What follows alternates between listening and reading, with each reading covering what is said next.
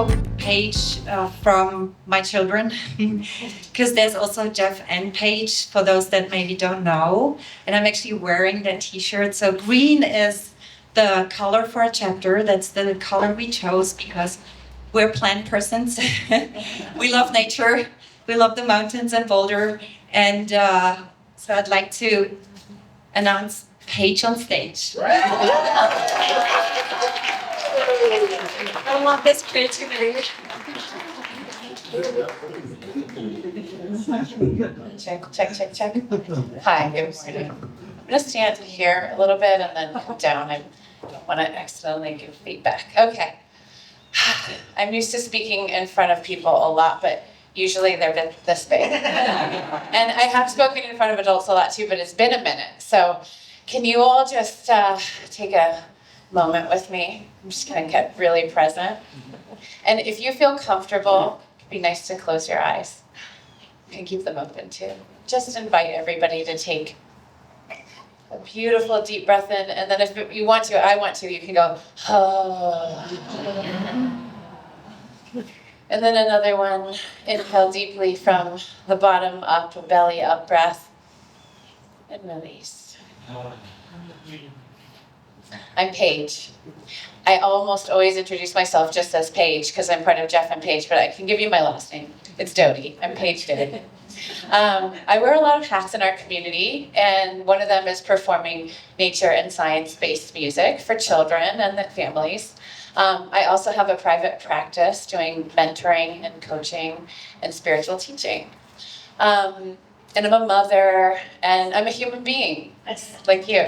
So here we are, and I've had so much fun. Thank you for inviting me to noodle on the theme of Blossom. I've had a lot of fun with it. So, I love stories.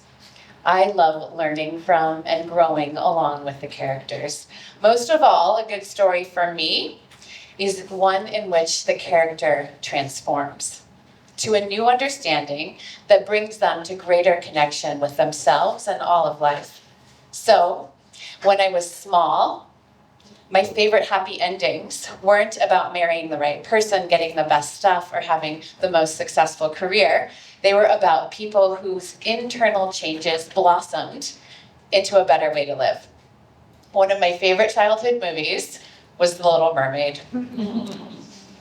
Thank you. I wasn't sure how I was going to land. In that movie, Ariel heals her relationship with her father and goes on to live between two worlds, bridging the gap between the sea people and the land lovers. Her loving rebellion guides that forward. She creates a new way of being, and yes, she also married a man, killed a sea witch, and followed some very non-feminist storylines. But as a child, that is not what I saw. I saw a strong, powerful young woman following her blossoming love of curiosity, joy, and transforming the world.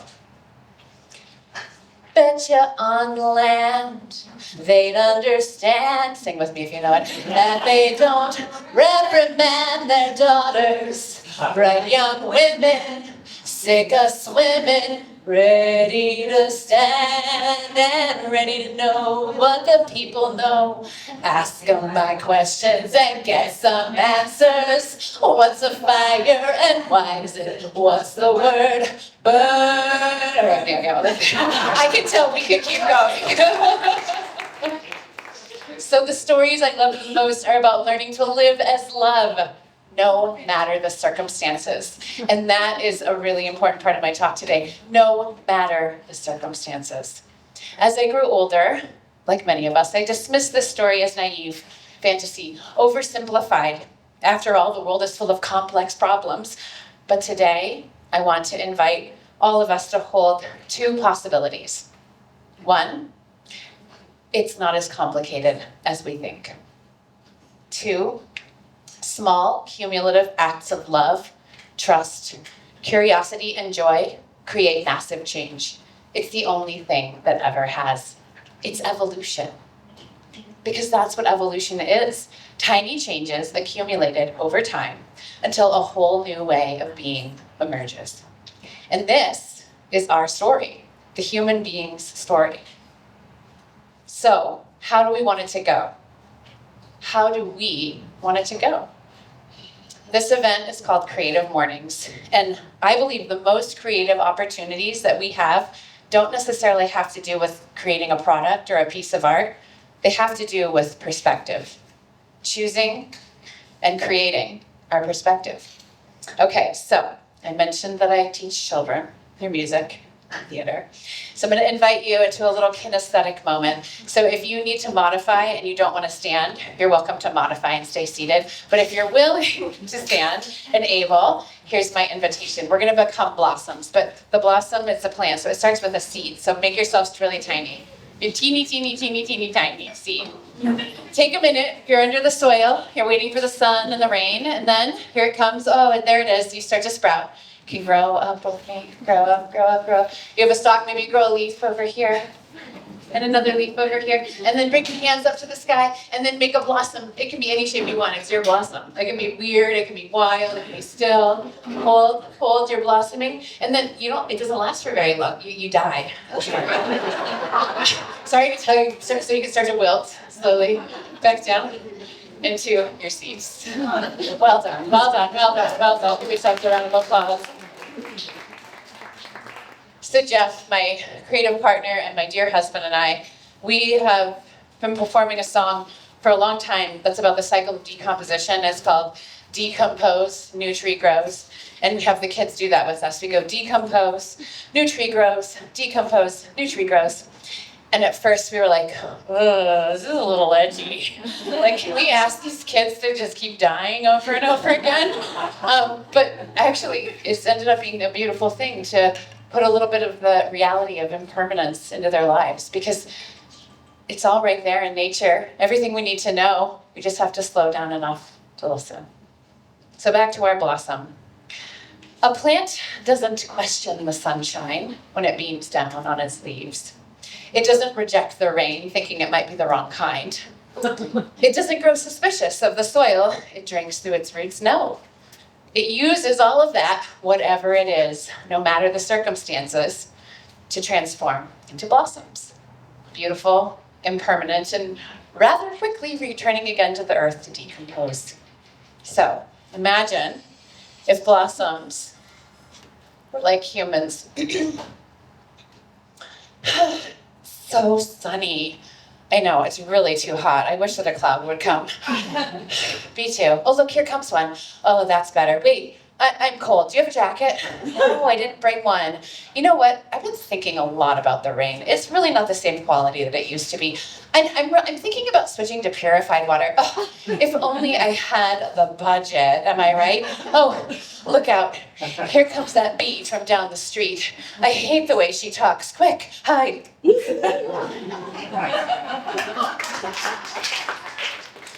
If blossoms were like humans, we would never have any blooms for our preferences, for their preferences.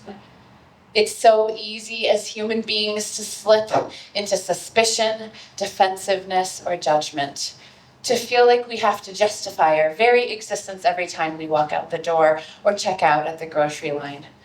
We've been culturally conditioned to see the world through this defensive lens, or a negativity bias, otherwise known as a constant low-level state of anxiety. But don't worry, it's not totally our fault. That's a part of evolution too. Tiny accumulated experiences that cause us to shut down. But a blossom, it's not anxious, it's not closed, it's open, vulnerable, ready to give nectar, ready to receive pollination. It offers its beauty freely without calculating what it will get in return and without fear of retaliation, though it could get picked at any moment. Now here's where it gets fun with evolution, with the way I'm talking about it. We know, science shows us, we can even feel in our direct experience that we are living in and as an interconnected web. So here's another thing I like to do with children. Take your hands, weave your fingers together, and say, interconnected. So way to get them to feel what that might look like in their bodies. Then I do it in Spanish too. Interconectado. We are living in and as an interconnected web of life, both physical and energetic. Blossoms remind us of this. They grow from soil, which is made of matter, reconfigured, dead things, waste, transformed into life-giving nutrients, just like us. We are literally made of soil and starlight, woven into the web of life. And this knowing, if one can hold it, offers a whole new set of choices for our evolution. When we are intricately connected as one, then we know we are and have the power of creative consciousness, the power to choose our perspective. And like that blossom, we have the opportunity to come out of hiding. Not hiding anymore, we evolve. I think this is why vulnerability had such a heyday, because people hadn't seen it before. It was an evolutionary moment in our consciousness. People hadn't seen vulnerability before. Like back in the 50s, my mom's dad died. She was 14. She came home, her mom gave her a hug and said, "Okay, we better start cleaning. People are gonna be over here soon." Ouch. Luckily, we all know how to be vulnerable now, right? But what comes after vulnerability in our evolution? We're not all gonna go cry in the park together. We might start there, but no, what comes next? We can move into highly attuned, accurately empathetic, and effective relationships with ourselves, with others, and with the earth, like the blossom. So, my invitation today, in a practical sense, is this. Let's shift our posture toward life. More love, more openness, more curiosity, more awe, more gratitude. Be like Ariel instead of Triton and the Sea Witch. Because Ariel didn't transform her world through fear and suspicion. Those were Triton's specialty. She transformed it through curiosity, openness, and love. We're taking a lesson from the blossom. In a world that can feel overwhelming, frightening, even hopeless at times, let the blossom remind you. Assume welcome. And this is a lovely place to assume that. Thanks to the junkyard for that. Care not where you bloom. Be bold and thorough in your love, expecting nothing in return. It is the micro that shapes the macro. It is the small daily choices that become a life. It is the tiny acts of courage and kindness and curiosity and joy that ripple into something far larger, and often in ways that we can't imagine and we really don't get to see. Now, we're all going to do many things in our lives. Big things, little things, project launches, parenting moments, dates, driving, updating software, cleaning the dishes, song composing, engineering, code, AI creation.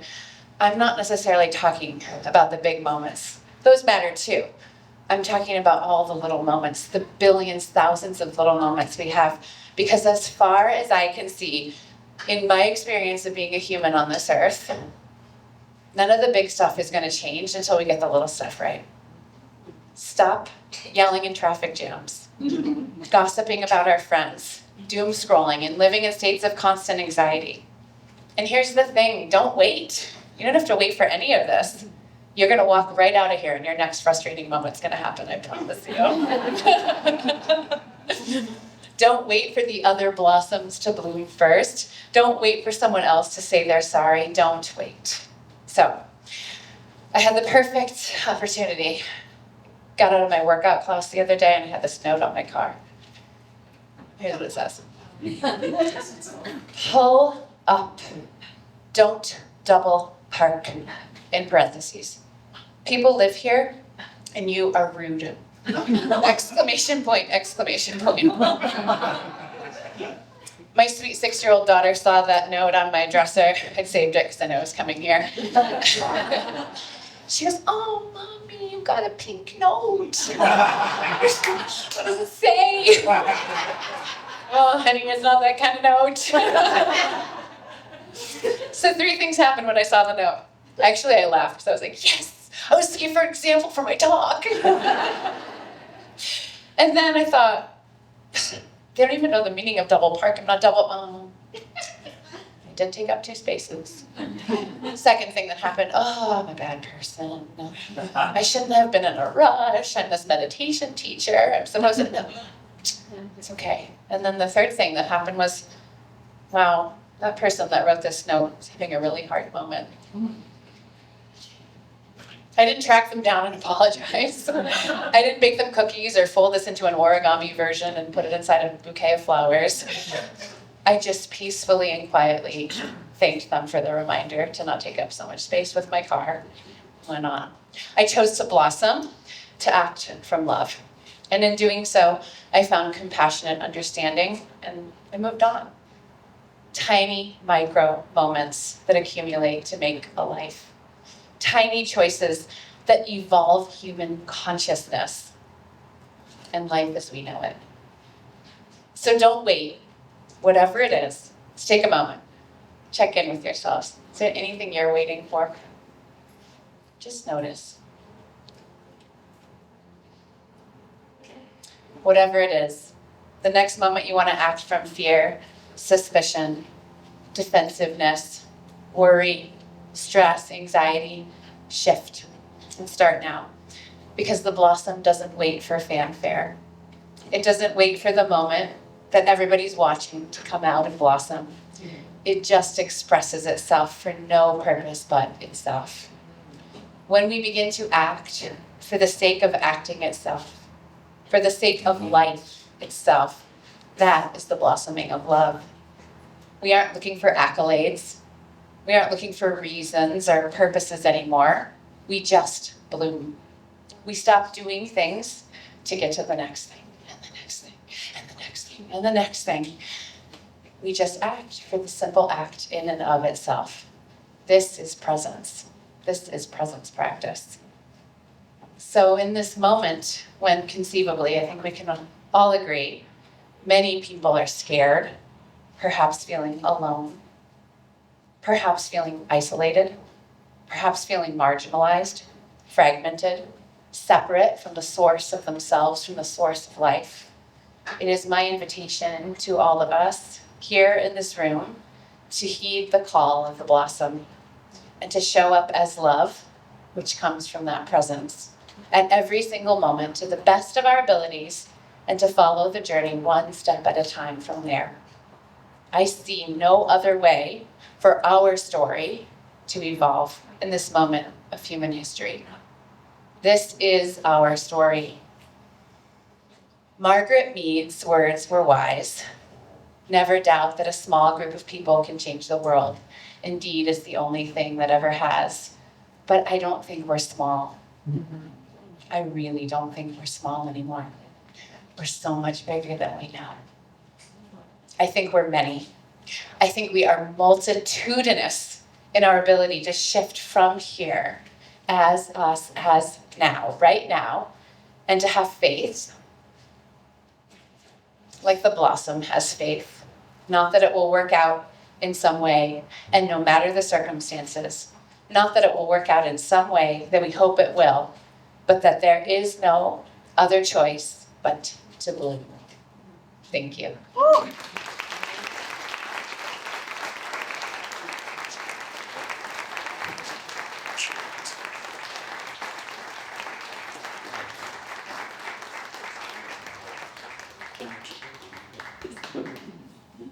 I don't know if that was 20 minutes, but I think it was close.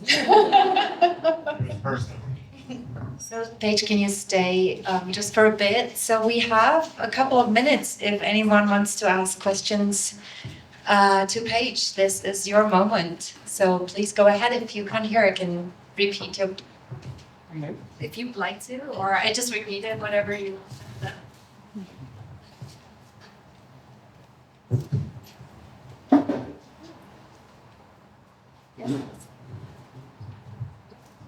Hi, Paige. Hi, Dan. When I listened to you, what I heard, and I know based on what you do, that it sounds like what you're talking about is kind of this natural childhood wonder and curiosity and openness to the world. And like I said, based on how much time you spent with kids, I was wondering if you could share things that, to the extent that you learn what you're talking about from kids, maybe some examples or something like that. I love that question. One of the things that I realized really when I started working with adults in my coaching practice is I have this incredible gift from being a children's performer that I act like a child. I have a wonderful, amazing partner and husband, and he's the guy that plays with the kids, to be honest. Like, that's really not my thing. But when I act, it's play. So I get to, and we can just try a little bit of this if you want to.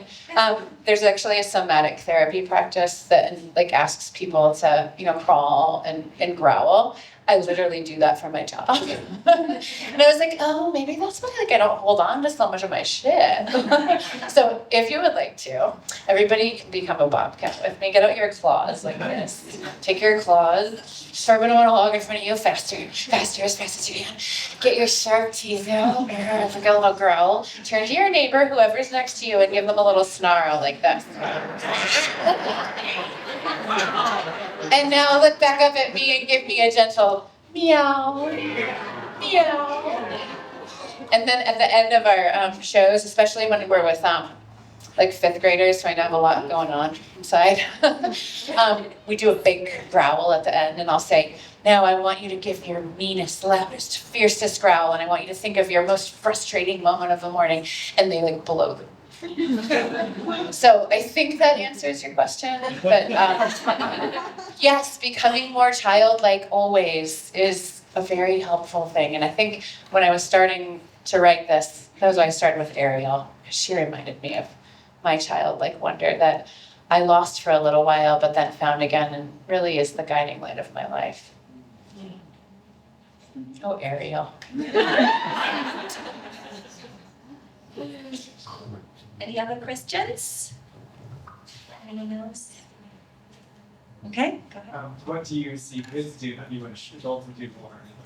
What do I see kids do that I wish adults would do more? Exactly what I'm saying. Move your bodies more. I mean, like, I have regular times, I don't always need them, but I have regular times in my home where I just ask for the space to myself, and I move around, and I I sing and I dance, and just being free, I think, in your body. Because I think as adults, we just get, especially like I see it with the fifth graders, they all of a sudden start to get like, oh, I have to sit like this now. I guess I shouldn't move, and we're all kind of stuck. So that's one thing. And being open and saying hi to each other more, it's a really good start. Thank you, Paige. Anyone else? Yes? So, Paige, I've been watching you for 14 years in our community, and I guess I just want to thank you for being an example of blossoming.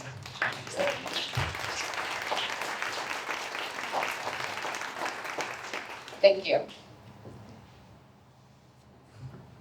But what's your current edge that you're working on? My current edge that I'm working on is that there's too many things I want to do. Jeff and I are making a TV show can you stand up just for a second? Yes. That's Dia, she's our producer, and that's Dana, she's our director. And it's the most fabulous, exciting, creative project I've ever got to work on in my life. And we're making a show called Rainbow Socks with the Rainbow Socks Rangers. It's me and Jeff and our friend Sean. And that's my edge right now, for sure. In like the best, absolute best way. Yes. Excited. Yeah. Anyone else? So let's give Paige another applause. Thank you. Thank you.